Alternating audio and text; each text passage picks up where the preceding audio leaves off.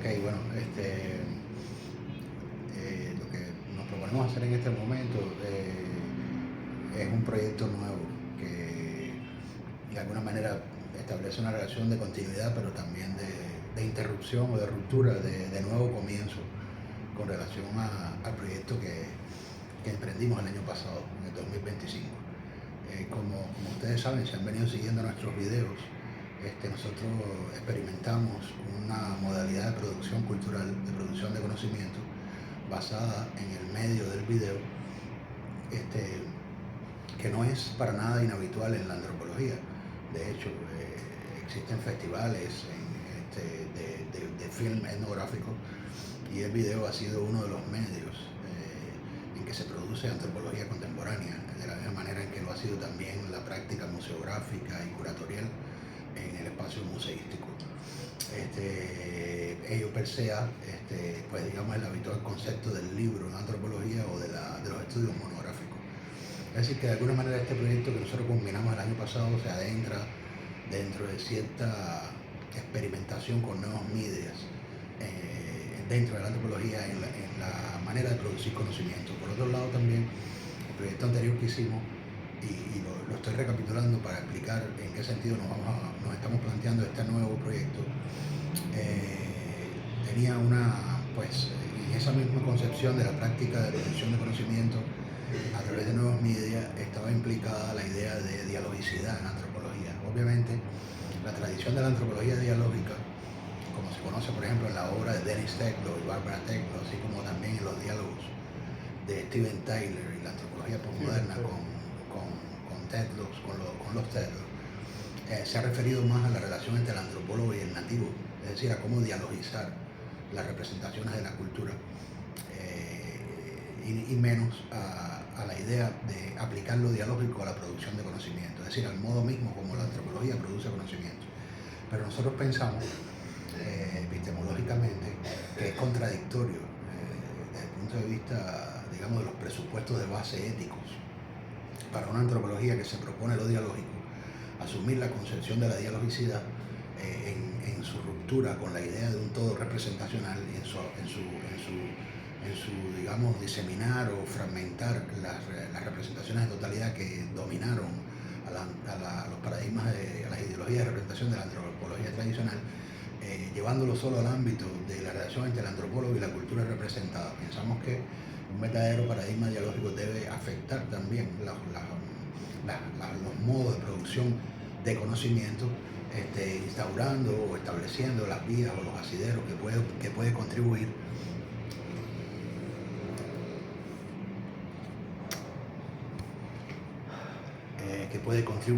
una producción dialógica del conocimiento mismo. No creo que sea un tema tan requerido de tanto desarrollo. Creo que en esencia es claro que nosotros hicimos una producción de videos que tienen, pues digamos, su propia forma de existir como modo de distribución del pensamiento antropológico, pero que al mismo tiempo fueron la base a través del concepto de transcripción y de su implementación para la producción de un libro que llamamos Inferencia y Elucidación, como dos conceptos que fueron, digamos, regentes en todo el desarrollo que hicimos, recortes de antropología cultural, que ya fue recientemente publicado por una editorial en Moldavia que se llama Eliva Press. Bueno, ya entonces, una vez que el primer esfuerzo ha concluido, nos hemos estado reuniendo, pensando, analizando, que estamos motivados a continuar el esfuerzo que venimos haciendo, pero esta vez no ya como lo hicimos antes, en torno a una práctica instalativa, que fue de donde nació el proyecto anterior. Como pueden ver si lo visitan, nosotros nos basamos en unos encuentros que tuvimos con una artista española, Carmen Michelena, en su estudio, cuando ella preparaba una exposición sobre el tema de la subjetividad migratoria, es decir, de su propia experiencia autobiográfica como emigrante. Y fueron esos diálogos los que nos persuadieron a arrancar con aquel proyecto. A pesar de que el proyecto que vamos a hacer ahora no se centra en el problema de la subjetividad migratoria, sí, sin embargo, rescata de aquel o mantiene respecto a aquel cierta continuidad en lo que respecta a la exploración, digamos, de la interdisciplinariedad, tanto dentro de la antropología misma como en el campo general de la cultura, entre lo que serían las instituciones del arte y las instituciones de la antropología. Es decir, nosotros partimos de una especie de, digamos, relativización crítica, por supuesto, no con pretensiones de que esto se generalice al resto de las prácticas antropológicas, pero partimos de nuestra específica experiencia de una crítica de que estas formas de institucionalidad tengan necesariamente que permanecer separadas o divididas por estancos que no generen prácticas comunes. El arte y la antropología, de hecho, coinciden, o son prácticamente las únicas dos humanidades que coinciden y que se orbitan en torno a la práctica museística. Obviamente, hablando de esto, Ale, hace unas semanas atrás llegábamos a la conclusión de que sin duda no son las únicas dos disciplinas que utilizan el museo. También la historiografía lo utiliza, hoy en día las ciencias naturales también recurren al museo. Es decir, el museo en realidad, honestamente, desborda como paradigma de representación al específico ámbito del arte y la antropología. Pero nosotros pensamos que ninguna otra disciplina sociocultural, ninguna otra humanidad, ninguna otra disciplina sociocultural en el campo intelectual de las ideas y de las interpretaciones culturales comprometen más, de una manera más decisiva, a la naturaleza misma de esas disciplinas con el concepto del museo, como esto ocurre en la antropología y el arte.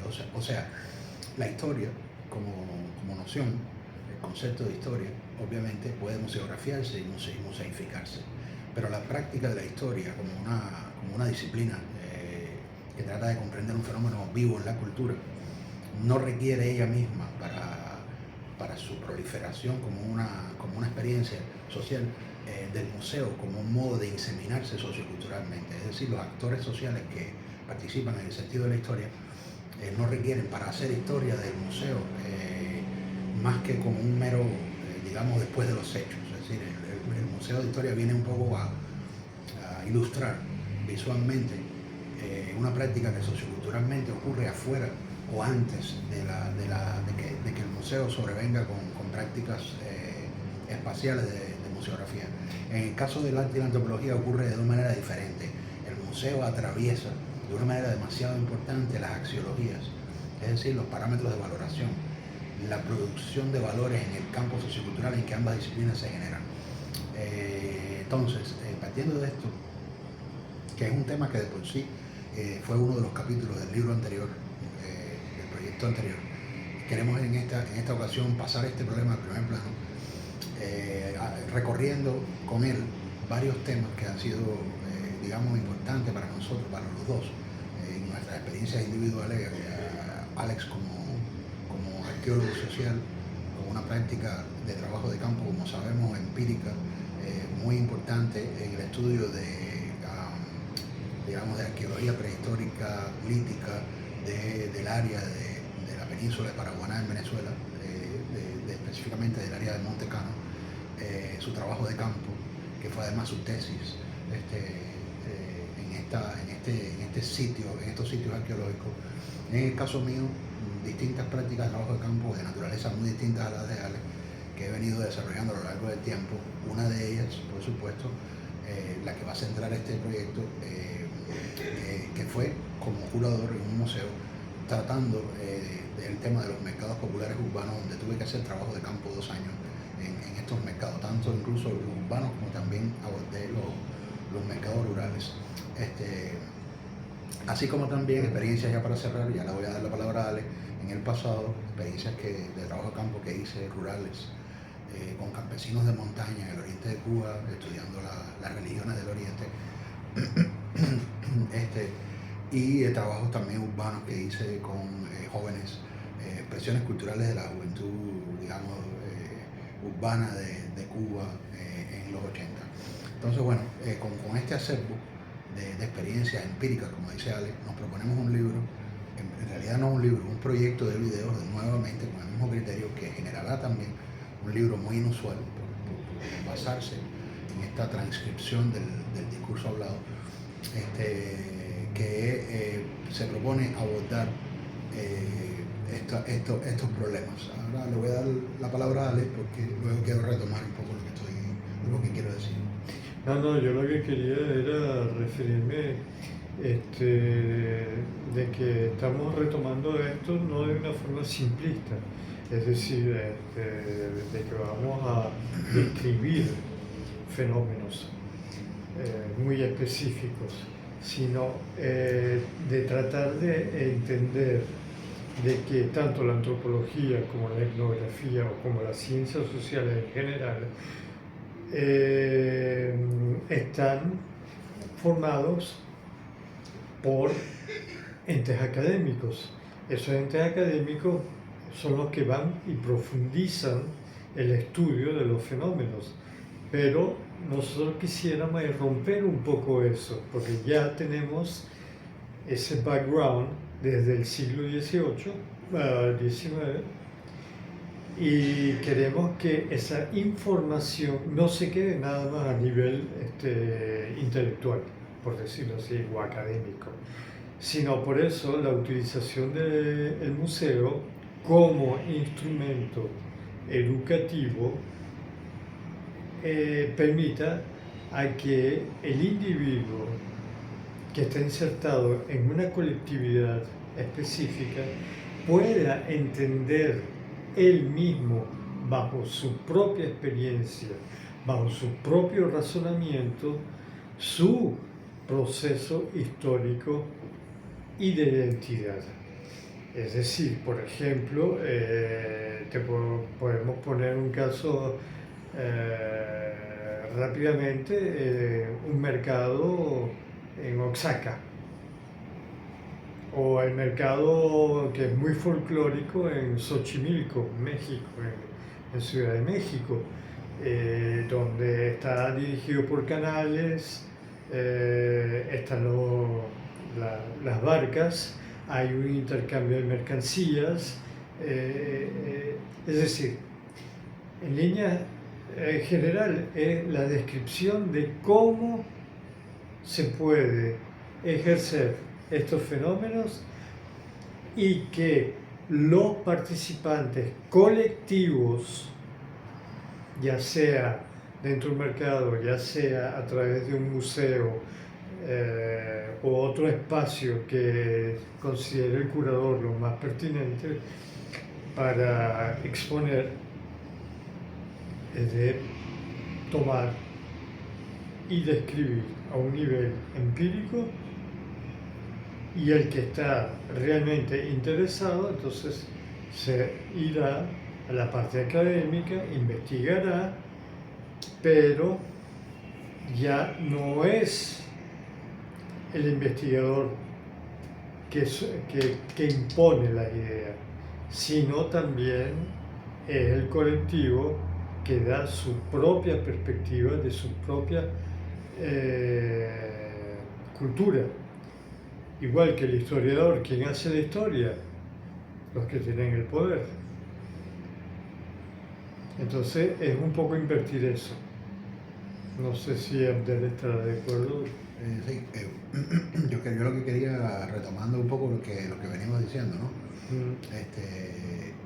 Es situar esta crítica que usted hace del ámbito académico, en realidad es una crítica que está contemplada también dentro de ciertos desarrollos de la antropología. Estoy pensando, por ejemplo, en un ensayo muy importante de James Clifford, de la década de los 80, que está compendiado en su libro Dilemas de la Cultura, que se llama El coleccionismo de arte y cultura. Una de las cosas que propone James Clifford en este ensayo, me parece que es un punto de partida, que puede ser un punto de partida muy interesante para este proyecto que estamos desarrollando, y también incluso una referencia para lo que fue el proyecto Mercado, como yo lo desarrollé en los 90.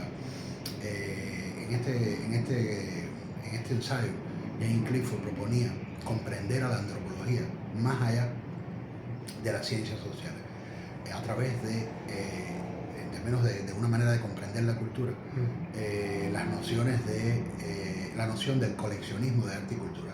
Él desarrolló en este ensayo una especie de tabla que venía como que a situar como un diagrama o una suerte de mapa lógico cuál sería el campo que correspondería a la antropología como disciplina, pero entendida más allá del mero sentido academicista de la disciplinaridad de las ciencias sociales. En vez de inscribir la antropología, como lo había hecho Levi Strauss Levi Strauss. en su ensayo El lugar de la antropología en las ciencias sociales, donde para poder distinguir qué es la antropología había que relacionarla con las ciencias vecinas, es decir, definir qué la diferenciaba o la relacionaba con la sociología, qué con la psicología, qué con otras esferas como por ejemplo la geografía, etcétera, etcétera, para ubicar a la antropología como una ciencia social. El diagrama de Jane Clifford invertía completamente los parámetros. En vez de situarla entre la ciencia, la situaba en el campo cultural, en la cultura misma. Y decía, la antropología aquí en este diagrama de cultura debe ser una práctica sociocultural. Debe ser una práctica sociocultural que debe tomar el coleccionismo de arte y cultura como digamos, el perímetro de los bordes que definirían cuál sería su campo de trabajo, ¿no? Entonces, aquí, por ejemplo, él establecía, por ejemplo, el coleccionismo de artefactos, coleccionismo de cultura material, coleccionismo de bellas artes, coleccionismo, todas las formas de coleccionismo en la cultura, cómo integran modos de cultura visual y modos de cultura material, y cómo esos modos de cultura visual y material, comprendidos socioculturalmente, se podían mover en este diagrama, por ejemplo, entre los parámetros de autenticidad y los parámetros de inautenticidad. Si, por ejemplo, él situaba, digamos, por un lado, digamos, por ejemplo, como parámetro de autenticidad, las producciones artesanales originarias de los pueblos, digamos, oriundos o tribales de América, ¿no? O de otras culturas. En tanto, por ejemplo, situaba como parámetro de artificialización o inautenticidad las prácticas del mercado vinculadas al turismo, que tenían que transformar esta producción de cultura material y visual en una práctica comercial. Luego situaba, por ejemplo, los criterios de originalidad entre lo individual y lo colectivo. Entonces situaba en un lado del diagrama al arte artístico de vanguardia como parámetro del autor original, con un estilo propio, versus las artesanías como forma de transmisión cultural de una pauta del ritual del colectivo, contrastando así, pues digamos, arte y tradición, ¿no? Esta tabla que desarrolló Jane Clifford era ya un esfuerzo por sacar a la antropología del ámbito de las ciencias sociales, sin dejar de serlo de cierto modo, pero de inscribirla a la inversa. Es decir, en vez de ser una práctica que tiene que inscribirse en el espacio académico de la mera autorreferencialidad científica, una práctica que se tiene que inscribir en un sistema de valores socioculturales dentro de lo que están implicados gustos, como preferencias, modos de distinción cultural, procesos de valoración, exacto, criterios estéticos, y también, por supuesto, capital cultural acumulado, digamos, ¿no? En torno a estos artefactos de cultura material y visual. Eso por un lado.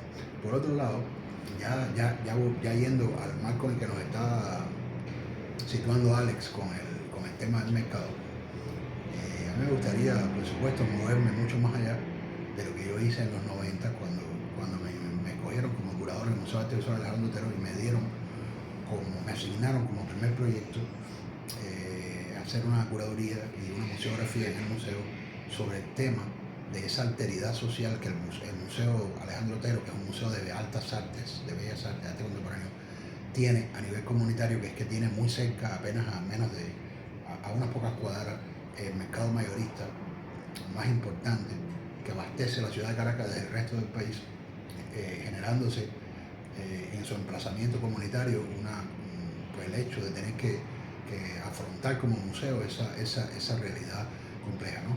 Este proyecto fue el que me impulsó a mí, el que me obligó de cierta manera a estudiar los mercados y a desarrollar en aquel entonces formas de trabajo de campo que tuvieron que inevitablemente moverse más allá del mercado de coche.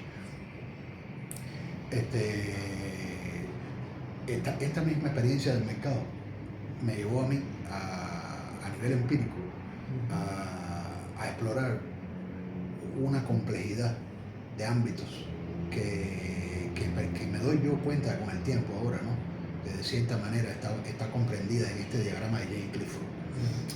Por ejemplo, uno de los campos hacia los cuales me llevó esta investigación, yo creo que yo se lo había comentado en otro momento, fue hacia la tradición de cultura visual en este caso en Venezuela, que viene, digamos, de lo que han sido las representaciones del mercado desde el siglo XV o incluso antes hasta la actualidad. Los grabados, las vignettes, las estampillas, los dibujos, por ejemplo, que hacían los viajeros holandeses, los visitantes ingleses, los viajeros ingleses y holandeses que dibujaban el costumbrismo de la ciudad desde una perspectiva, por supuesto, de un visitante extraño, representando la placita pública dominical en que se daban cita los costumbrismos de la ciudad, o versus la perspectiva de los nativos criollos costumbristas, dibujantes, grabadores, que hacían estampillas desde una visión más endógena, es decir, el contraste entre la visión endógena y la visión exógena del mercado.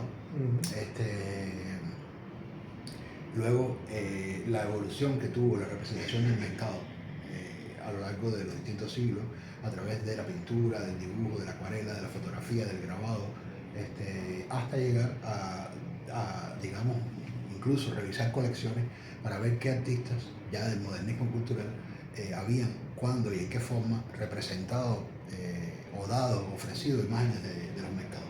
Llegué incluso a encontrar expresiones, representaciones de los mercados también en la literatura.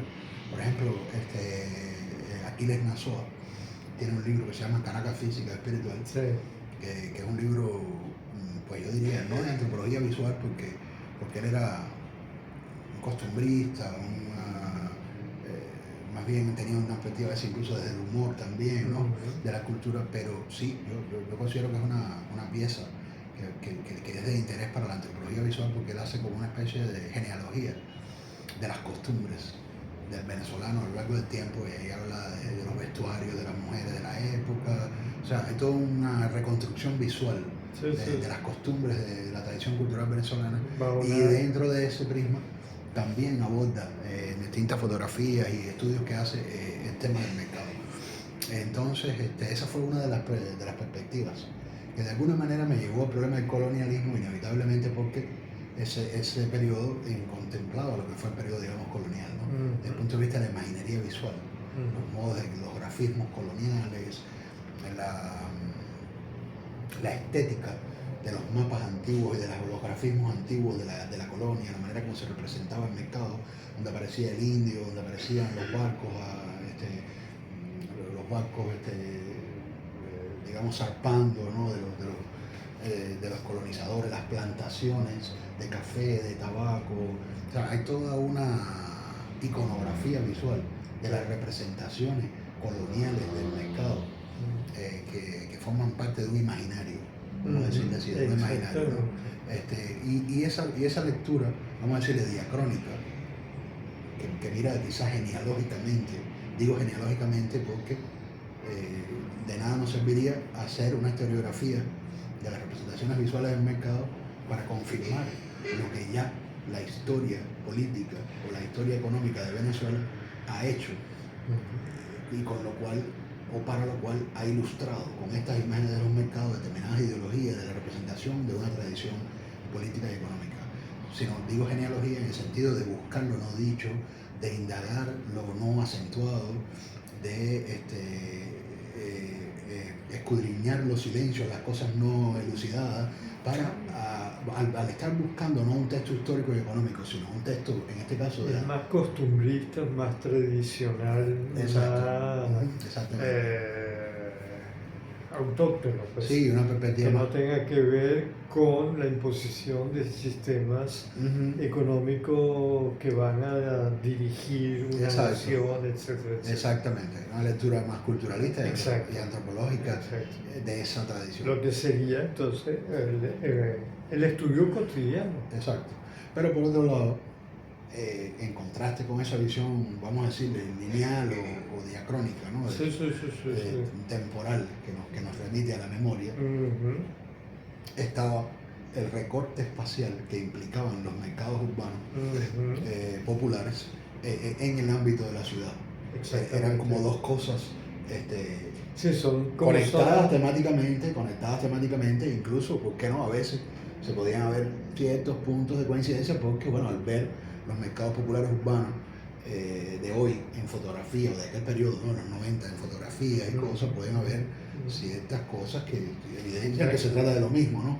Pero hay una diferencia muy grande porque estos son mercados ya que están inscritos en una espacialidad urbana, en un presente social, no una tradición. Pero dentro del espacio ellos tienen una situación estratégica con respecto al resto de la ciudad. Ajá. Entonces, lo que sería interesante es cómo, a través de la descripción, cómo esos ejes donde se desarrolla estratégicamente los mercados se van diluyendo y se van creando otras zonas para interconectarse a medida que pasa el tiempo, a medida que los siglos pasan, y ver cómo se da la transmisión cultural. Por ejemplo, acá tenemos el mercado de Guaycaipuro, tenemos Quinta Crespo, tenemos el mercado de Chacao, y ya tenemos dos mercados que son, digamos, viejos, por decirlo así, o ancestrales, que tienen que ver con la parte originaria de la ciudad.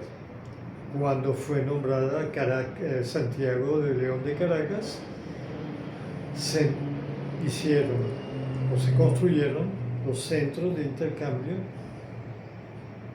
de mercancías, y posteriormente tenemos el mercado de Chacao, que es un fenómeno ya del siglo XIX, a partir del siglo XIX.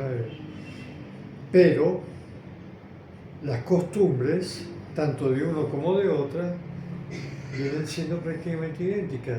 Lo único que podría ser y que habría que indagar es dentro de la estructura social cómo se maneja. ¿Quién va al mercado, por ejemplo, en Chacao? ¿Qué clase social va? Etcétera, etcétera.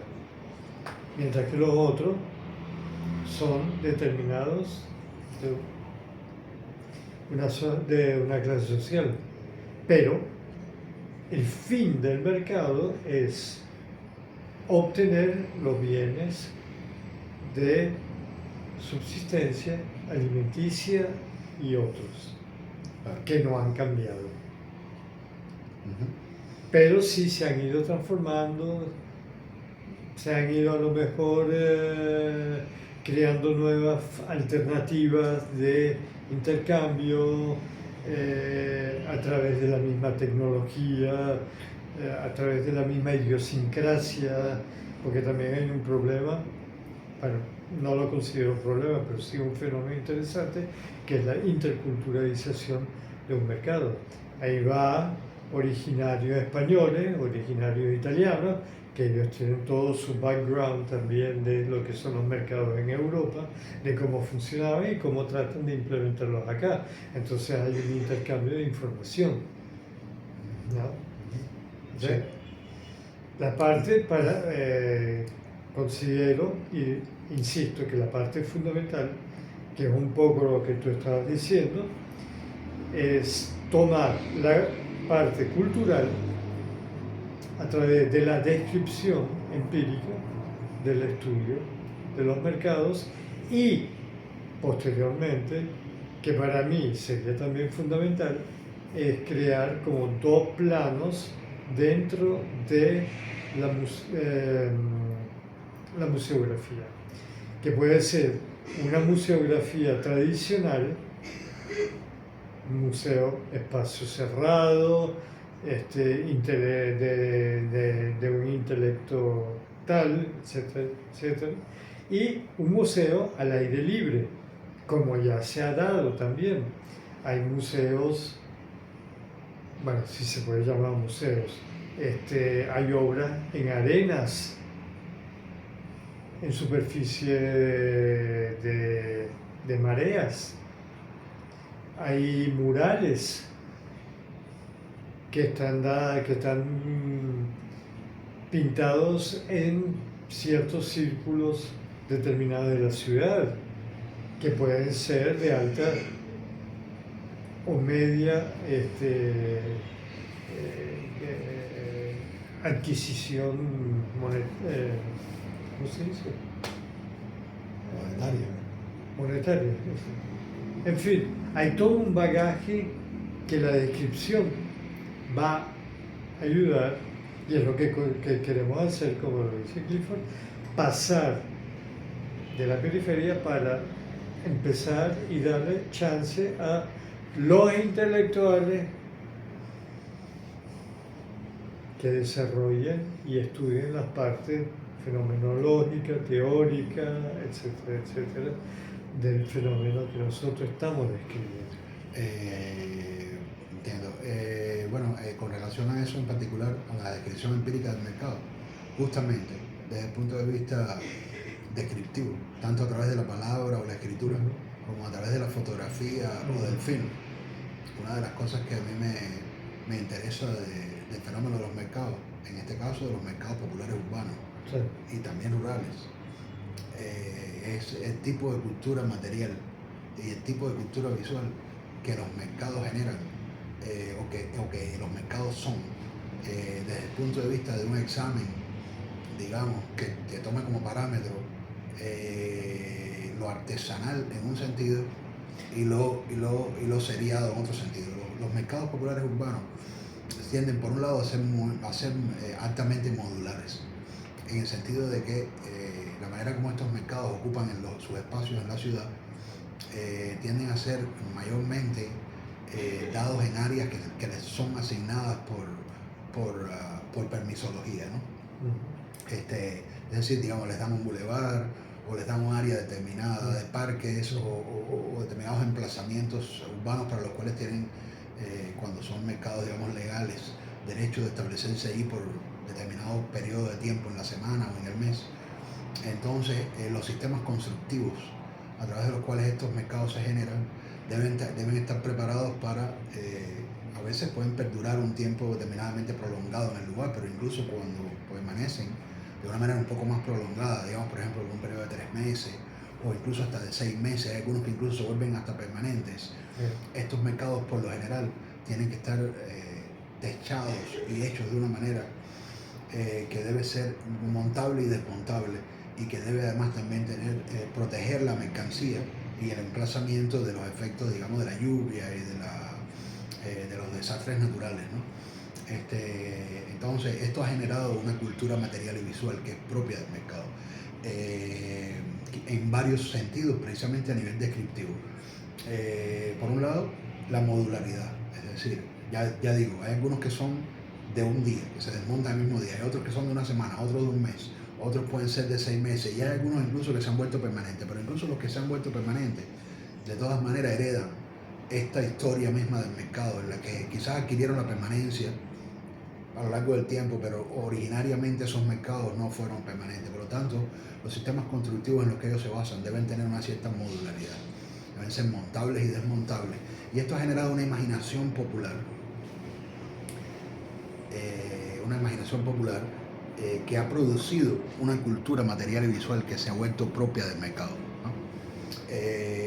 Se utiliza, por ejemplo, los tubos, se utiliza la madera con mucha frecuencia, se utiliza la lona, el vinil, determinado tipo de saco de yute, para construir estas estructuras. Estas estructuras al mismo tiempo también deben incluir un cierto sentido del adentro y del afuera, es decir, debe haber una idea de mostración o presentación, porque ahí se va a mostrar algo, ¿no?, que es una mercancía. Entonces, para que esa mercancía pueda ser presentada, se tiene que generar un sistema de presentacionalidad que permita al peatón, al visitante, al comprador, al cliente, recorrer la mercancía, desplazarse en relación a ella. Entonces, esto genera distintos tipos de cultura material y cultura visual. No son lo mismo los instalacionismos de cultura material y visual del mercado, cuando al espectador se le deja una visión solamente de externa, donde él no entra, que cuando se le da la posibilidad de entrar y recorrer la mercancía, trabajando, por ejemplo, el criterio del pasillo, ¿no? Del pasillo. Tampoco son las mismas las formas de presentar la mercancía. Se ha desarrollado por ejemplo, toda una cultura del colgar o del colgarse, que es muy importante en el mercado. Es decir, la mercancía no solo se presenta sobre superficies de mesas o de, digamos, construcciones que son hechas especialmente para poner allí, digamos, no sé, las viandas o los vegetales, ¿no? Sino que también la mercancía se cuelga literalmente como se cuelga un sonajero, como se cuelga un móvil, pero se cuelga también a través de sistemas muy creativos, como pueden ser ese colgarse de, puede ocurrir, por ejemplo, no sé, una tela de malla o una malla de metal que tiene estructuras cuadriculadas, permite con un alambrito enganchar algo de esa malla, ¿no? Entonces de repente la mercancía puede estar colgada a través de ganchitos. Claro, como pueden ser racimos de cambures. Sí, exacto. O sea, que hay toda una imaginación artefactual en el mercado que conjuga ya, a lo largo del tiempo, por supuesto, una especie de tradición artesanal. Esta tradición artesanal, por supuesto, no se puede entender como se entiende, digamos, la artesanía que en ese mismo mercado se vende, cuando se la va a valorar como una pieza de artesanía por sus valores estéticos o por su utilidad, pero también por su belleza estética, porque es una artesanalidad más utilitaria, vamos a decirle así, en algún sentido, ¿no? A pesar de eso, de ser más utilitaria, no deja de ser, como un fenómeno de cultura visual y material, algo extremadamente atractivo. Yo podría poner algunos ejemplos, ¿no? Hay, por supuesto, mercados que son más atractivos unos que otros, claro. Pero, por ejemplo, uno que a mí me resulta... A mí lo que me llama mucho la atención son las disposiciones de los diferentes elementos, verduras, hortalizas, etc. Son los colores y cómo distribuyen a través de las especies vegetales los colores. Eso a mí me llama y me fascina y termino comprando más de lo que debería estar comprando. Claro. El vendedor además no solamente se tiene que resolver el problema de cómo se relaciona el comprador con la mercancía, sino que también se tiene que resolver el área del vendedor, porque el vendedor está en un área, él se puede desplazar, puede salir de su área, pero él también está allí habitando, él tiene una relación de permanencia con el sitio y tiene por lo tanto que tener allí sus cosas, sus pertenencias personales, pues digamos su hábitat allí, ¿no? O sea, que de alguna manera el mercado tiene una parte sedentaria que está vinculada a su concepto de lugar, de sitio, para el vendedor, que es quien realmente es su artífice, es quien está allí de manera permanente, porque el comprador va y viene, se va, entra, sale, varía, continuamente está oscilando. El que permanece siendo el mismo es el vendedor y por tanto allí hay un hábitat que genera también una convivencia. Por ejemplo, cuando un mercado se cierra a las 5 de la tarde o a las 6 de la tarde, allí siguen sus vendedores que interactúan entre ellos, porque ya todos se conocen entre sí, claro. Que cada uno es el dueño de tal establecimiento o de tal sitio. Entonces el mercado tiene, digamos, una vida tanto abierto como cerrado. Claro, hay un momento en el que cerrado incluso el vendedor se va y el mercado queda completamente, llamémosle simbólicamente muerto, pero tan pronto los vendedores llegan ya el mercado tiene una vida propia, interna, independientemente del momento en que se abre al público. Decía que la tradición artesanal ha generado un fenómeno de cultura visual que tiene un valor en sí mismo, por supuesto estético, formal, pero también un valor, yo diría, antropológico-cultural. Habría que analizar, por supuesto, aquí a nivel semiológico, proxémico, por ejemplo, la relación entre el cuerpo del vendedor y la mercancía, porque hay tipos de mercados en los cuales el vendedor se pone por debajo de la mercancía, el cuerpo no se le ve, solamente se le ve la cabeza. Hay otros en los que, o sea, habría que analizar cómo interactúa lo humano con lo objetual en las distintas formas del mercado, pero lo que quiero apuntar es que estas formas de cultura, un ejemplo paradigmático, vamos a decirle así, quizás es un poquito cliché también, pero que no por eso deja de ser paradigmático, de cómo el mercado genera una forma de cultura visual y de cultura material que tiene un valor antropológico propio, que debe ser estudiado en sí mismo, independientemente del estudio, digamos, de la artesanía o de la cerámica, independientemente del estudio, por ejemplo, de las tradiciones de relieve en la ebanística de puertas o de muebles, que también son formas de cultura material y visual, que el mercado es él mismo un fenómeno que debe ser estudiado en su carácter de cultura visual y material, son los puestos de los curanderos y de los yerbateros. ¿Por qué? Porque aunque son un poco cliché, son los que de una manera más gráfica ilustran hasta qué punto el emplazamiento del mercado es un fenómeno de cultura material y visual. Cuando nosotros vemos, por ejemplo, imágenes basadas en vaciados de yeso, pongamos por caso, relativamente estandarizados, de la Virgen María, o de Negro I, o de José Gregorio Hernández, o de Cristo, entre otras iconografías religiosas, que son luego pintadas, intervenidas por ciertos pintores populares, ¿no? Con colores y demás, conjugado en una misma, vamos a decir, estantería de venta, en una misma estantería de venta. El solo hecho de ver artículos de la religión a la venta ya hace, como fenómeno de cultura visual y material, a la estética del mercado un fenómeno único, porque nunca vamos a hallar un icono religioso colocado uno al lado del otro como mero objeto. El icono religioso, cuando lo vemos en la iglesia, lo vemos funcionando para un creyente en una situación de devoción o de rezo o de pedida de un deseo o de mera adoración. Solo en el mercado el icono religioso está visto como un objeto, y como un objeto en su pura estética de cultura material, porque, digamos, por ejemplo, si yo veo una Virgen María en un altar, pero también eso te va a llevar a ver cómo funciona la religión a través de los yerbateros, a través de los... Hacia allá voy, eso es lo que quiero, voy hacia allá. Es un fenómeno bien particular. Sí, voy hacia allá porque eso genera una lectura de la religión bien peculiar, claro, que es solo posible gracias a cómo se da en el mercado. Exacto. Y el mercado también es una forma de sincronismo entre urbanos y personas que vienen del campo rural. Sí, a eso voy también. Eso son cosas que me interesan mucho. Déjeme terminar esta breve recorrido, como dice usted, descriptivo, ¿no?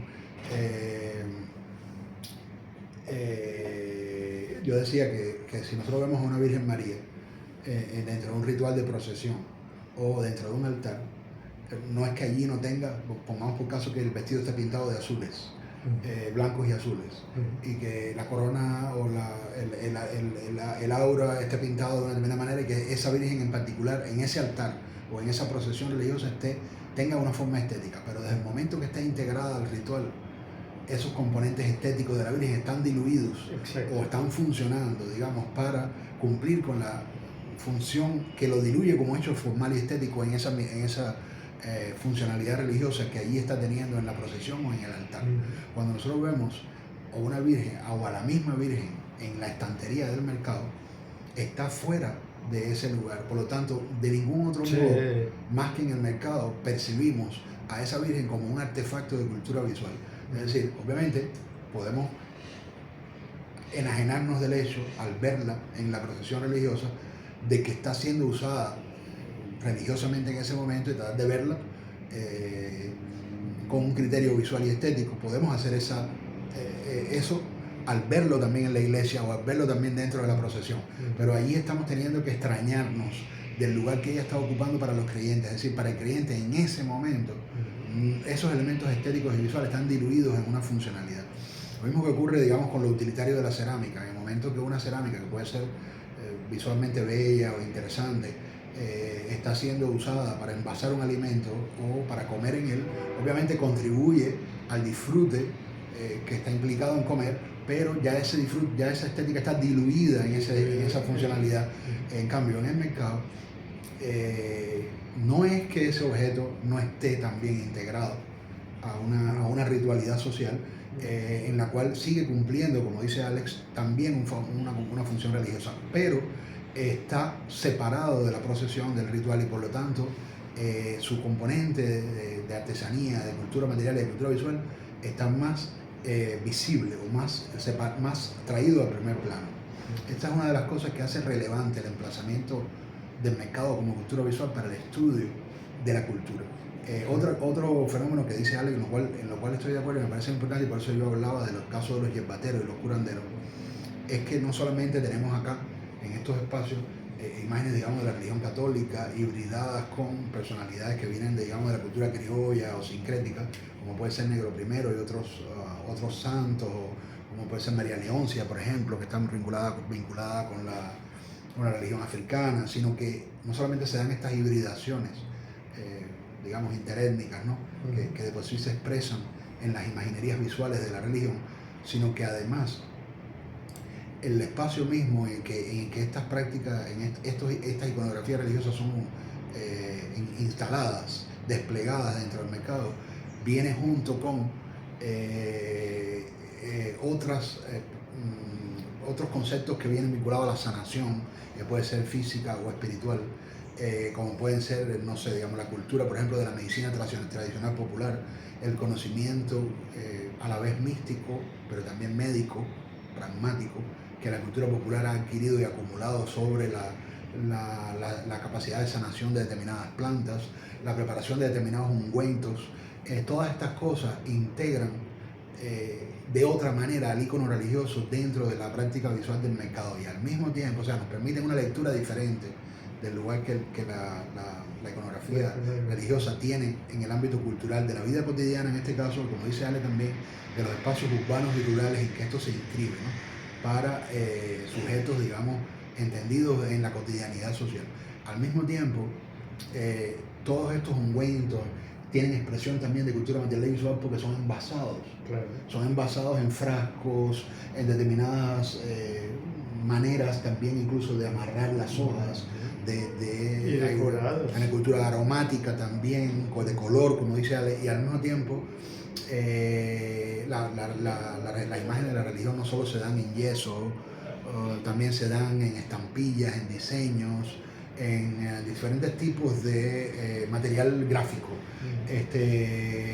Pero además hay una cuestión aquí sociolingüística, que es que así como el mercado tiende a alejarnos un poco con su carácter urbano, sobre todo si hablamos de mercados urbanos, de nuestra idea habitual de lo tradicional o de la tradición cultural, sobre todo nos aleja de cierta manera pues su lugar en el comercio, con una idea o una lectura, digamos, de mercado, pues, de la realidad social, nos aleja un poco de nuestras representaciones habituales de lo que son las culturas originarias o tradicionales, digamos en este caso, por ejemplo, indígenas.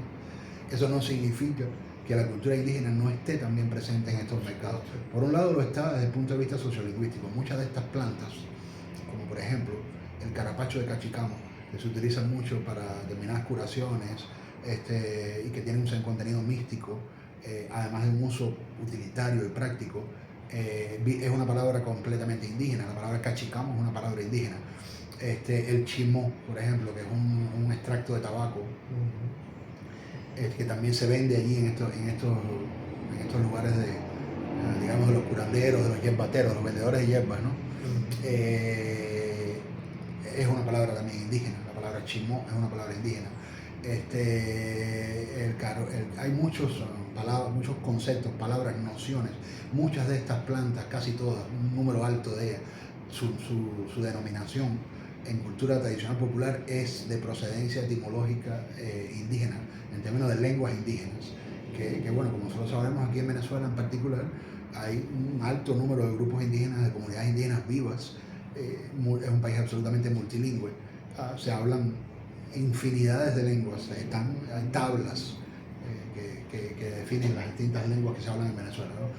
Pues muchos de estos espacios, de estos emplazamientos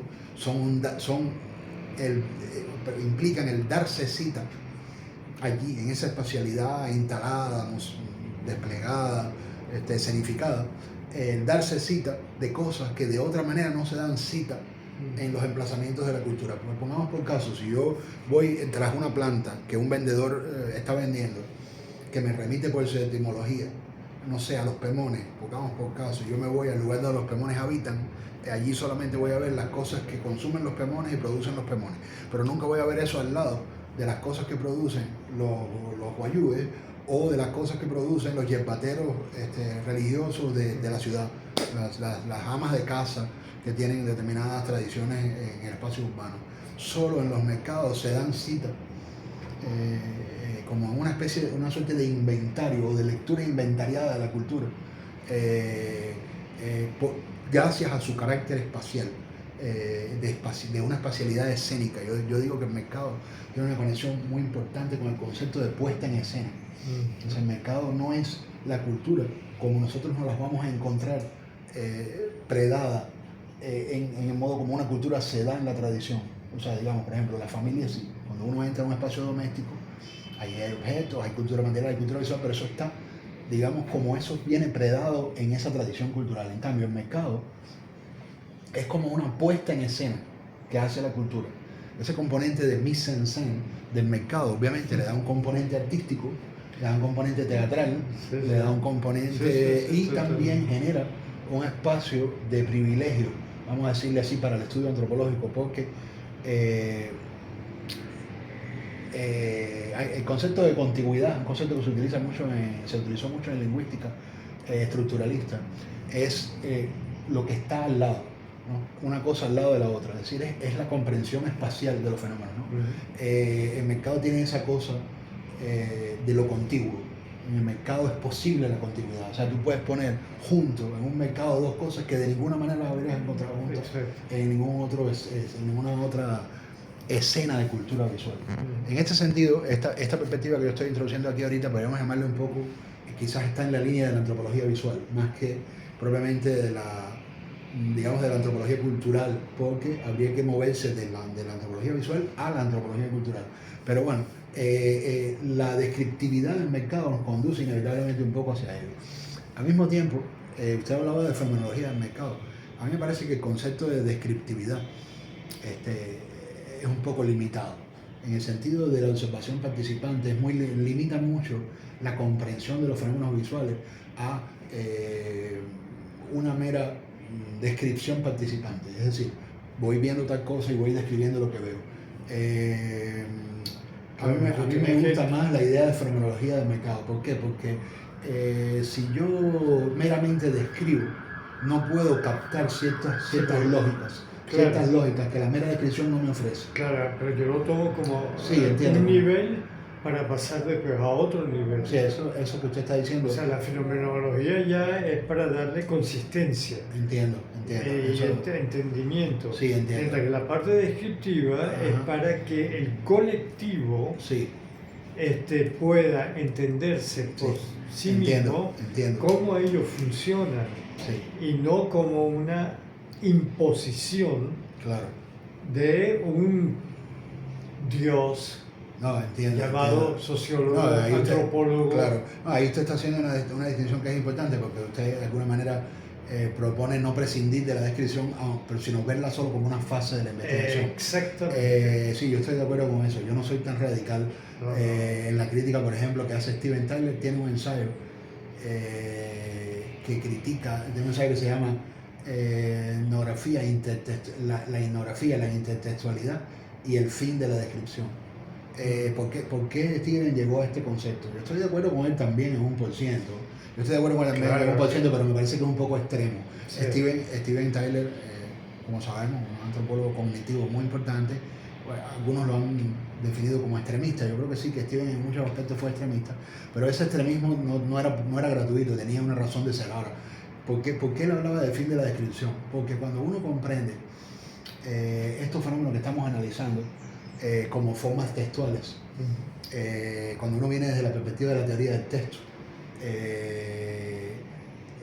empieza a leer todas estas cosas textualmente, se empieza a desarrollar lectura intertextualista de la cultura que se va alejando de la descripción. Pero yo estoy de acuerdo con usted que el hecho de que la etnografía se mueva hacia el texto y hacia la intertextualidad no tiene que ser necesariamente en detrimento de la descripción como un momento de la investigación.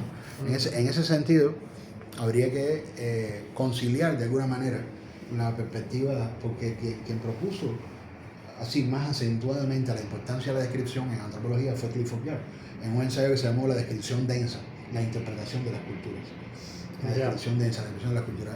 Yo estoy de acuerdo que la descripción juega un rol importante en la investigación empírica, pero también estoy de acuerdo que no solamente no se debe agotar ahí, sino que no debe ser el centro de la investigación. Ahora fíjense, por ejemplo, volviendo sobre el mercado, yo estaba pensando ahora, justo a nivel descriptivo, en los rostros de los yerbateros. O sea, obviamente nos podemos encontrar eventualmente un yerbatero que sea portugués o que sea blanco, pero lo más frecuente es que el yerbatero tenga mulato o criollo o indígena, o sea, con rasgos o afro, que tenga rasgos desde el punto de vista de su descendencia. Ya él no es directamente un exponente de una cultura tribal que vive en una situación, digamos, como no sé, como de indígena, ¿no? Pero sí es un descendiente, vamos a decirle así, de estas culturas, de estas comunidades, o probablemente algunos de ellos hasta pueden tener todavía familiares que viven en estas comunidades tradicionales. Es decir, que desde el punto de vista, digamos, de antropología física, de fisionómico, de las características ya propiamente también de la nomenclatura, como llama usted, eso tiene una expresión técnica que ahora no recuerdo, ¿no? En antropología física, en este caso, de las cuestiones de la conformación de la persona, ¿no? De la fisionomía. También está allí lo indígena, también está allí. Si no solamente está por la vía sociolingüística, sino que está también por la vía también fisionómica. Claro, si nosotros realmente abrimos el radio o el espectro de nuestro parámetro para entender de qué estamos hablando cuando hablamos de mercados populares, tendríamos también que incluir a los mercados que son directamente indígenas, porque hay expresiones de cultura indígena que se exponen en forma de mercados. O sea, eso habría que también tener en cuenta que la cultura material que es producida en los mercados directamente indígenas también tendrían que ser contemplados dentro de esta acepción de mercados populares, ¿no? Aquí entra lo que usted decía de la intersección o la hibridación entre lo urbano y lo rural. Es decir, serían más indígenas a medida que se acerca más a lo rural, claro, y serían menos o más hibridados en la medida en que es más una expresión, digamos, directamente urbana, ¿no? Claro. Pero estoy de acuerdo con usted que aquí hay un encuentro entre lo rural y lo urbano. Y también la posición geográfica es muy importante. Si vamos a Amazonas, por supuesto, el porcentaje de población indígena es mucho mayor que la blanca o la africana. Exacto, también.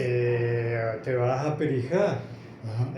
Perijá con los Yupa y los otros grupos son indígenas completamente. Y tú ves, claro, mulatos de vez en cuando que están interactuando y zambos. Pero si vas a Maracaibo, ya tú ves el criollo, claro, fundamentalmente, como población autóctona prominente. ¿No? Entonces, los espacios geográficos también son importantes para poder entender cómo se da la dinámica de los mercados entre ellos o internamente. Claro. Ahora, desde el punto de vista antropológico, la idea, por ejemplo, de la lectura, ¿no? De la lectura antropológica, lo que ofrece, por ejemplo, un puesto de yerbatero en un mercado para leer y comprender la cultura, en mi consideración, no solamente viene dado por lo que hace específico ese carácter de puesta en escena, que el mercado propicia respecto a esa cultura de la cual vamos a hablar, que en el mercado está puesta en escena y que como tal, al estar puesta en escena, propicia una contigüidad entre elementos y un darse cita de fenómenos, de elementos de la cultura, que si los vamos a ir a buscar allá en la cultura, afuera de la puesta en escena que hace el mercado, nunca lo vamos a encontrar así. Entonces, en ese sentido, el mercado puede ser comprendido como una especie de texto visual que nos ofrece, pongamos por caso, no quiero ser un poco, esta es una transposición un poco forzada, ¿no? Pero me va a servir como ejemplo lo que llaman los oráculos. Si usted agarra mi mano y trata de leer mi vida a través de mi mano, usted no está leyendo mi vida sin usar mi mano, sino que lo está leyendo a través de la mano. Entonces, los elementos de las líneas que usted ve aquí en la mano se convierten en los códigos o en los signos a través de los cuales usted va a hacer una lectura de mi vida. Es un ejemplo, ya le digo, forzado, porque no es lo mismo. En este caso no se trata de una especulación, se trata de la verdadera presencia en el mercado de elementos de esa cultura que yo voy a analizar y a tratar de comprender.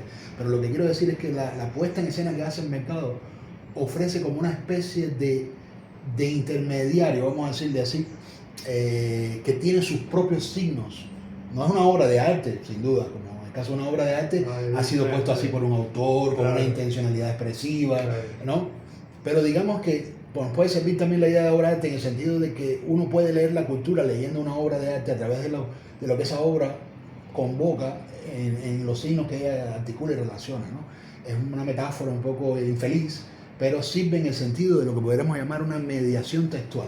Es decir, yo tengo aquí un interfase intermedio entre yo y la cultura que yo voy a leer y que me permite leer la cultura a través de ese texto que me ofrece la puesta en escena en el mercado, ¿no? De alguna manera habría que ver cuál es el potencial inferencial. ¿Cuál es el potencial inferencial? Volviendo sobre el título de nuestro libro anterior, Inferencia y Elucidación, que puede ofrecer el mercado para darnos un paradigma de posible lectura. O sea, ¿qué posibilidades nos ofrece la puesta en escena en el mercado para generar paradigmas de inferencialidad que puedan ser enriquecedores para un modo de lectura que aproxime una forma de leer la cultura que enriquezca las posibilidades de su comprensión y de su elucidación?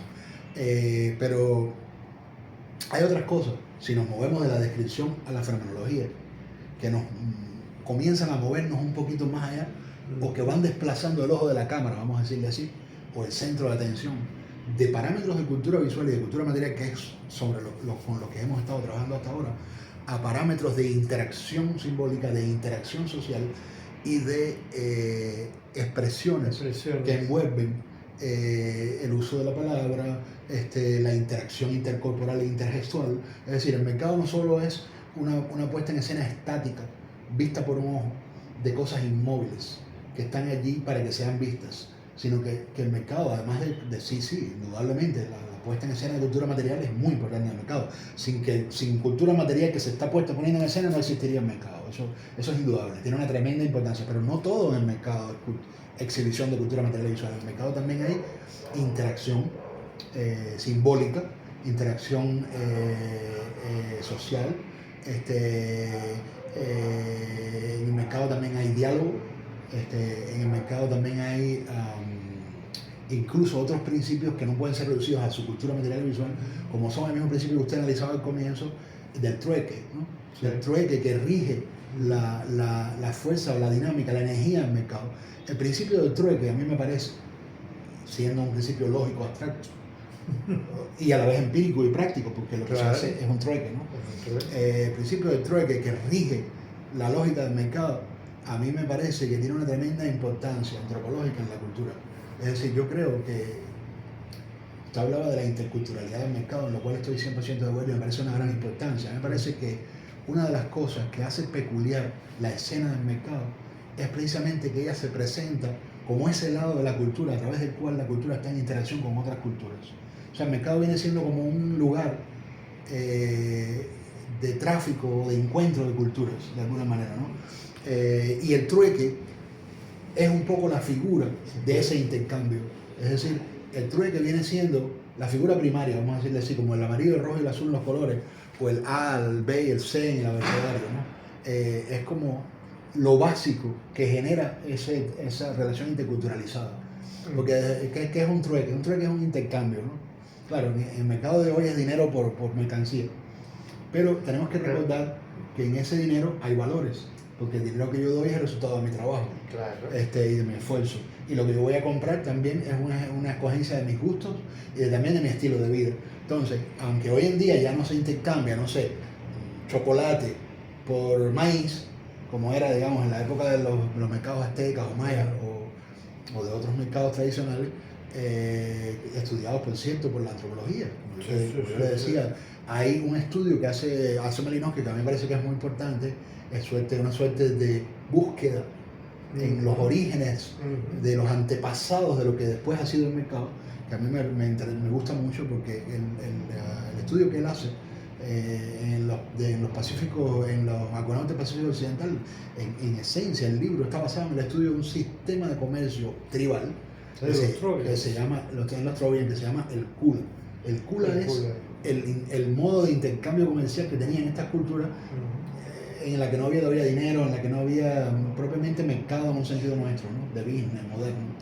Pero sí había una práctica de trueque primigenio, vamos a decirle así, una primera fuente, una primera forma básica de mercado que ya él detectó. Una forma básica de intercambio de supervivencia. Exactamente, supervivencia, el concepto de intercambio. O sea, yo tengo sal, tú no tienes sal. Exacto. Yo te ofrezco esto. Y tú me ofreces esto otro a cambio. Y al mismo tiempo lo que tú me ofreces te distingue culturalmente. Como una cultura capaz de generar eso. Claro. Si tú eres experto en generar una determinada artesanía, no sé, por ejemplo, los brazaletes, era lo que estudiaba Malinowski, ¿no? Había una tribu que era excelente generando unos brazaletes así con unas elaboraciones en madera, en barro, con unas cuencas que encontraban de unas semillas, que eran expertos en esa artesanía del brazalete, y había otra que era experta en collares y había otra que era experta en canoas. Entonces, los que traían brazaletes obtenían de los otros canoas decoradas, muy bonitas, muy bien hechas, y los que daban canoas obtenían collares, ¿no? De conchas, nacaradas, ¿no? Por ejemplo. Me hiciste recordar, por ejemplo, al principio de la colonización. Se fijan, bueno, empieza todo el proceso de colonización en América, hasta acá. Los colonizadores empiezan a descubrir el cacao, el maíz, la papa, etcétera, etcétera. Y se crean los caminos de comercialización. Pero esos caminos de comercialización no son, no sé cómo explicártelo, son absorbidos y al mismo tiempo impuestos por los colonizadores. Pero el intercambio que se ejerce, que podría ser un intercambio más o menos igualitario o de explotación, las poblaciones nunca se beneficiaran de estos intercambios, sino los españoles. Claro. Entonces, al imponer esta estructura, ya las formas de intercambio empezaban a modificarse, pero no internamente dentro de las poblaciones autóctonas, sino con el externo. Claro. O sea, con otras poblaciones que no son pertenecientes a la región, claro, sino a otras regiones. Claro. Entonces, empieza, y ahí es donde se empieza a imponer el intercambio comercial financiero. Que ese es otro aspecto que sería interesante, claro, vamos a ir para posteriormente analizar. Sí, claro. ¿No? Pero en línea general ya hay... Ricky está llamando, vamos para allá. ¿No? Sí, si quieres, no.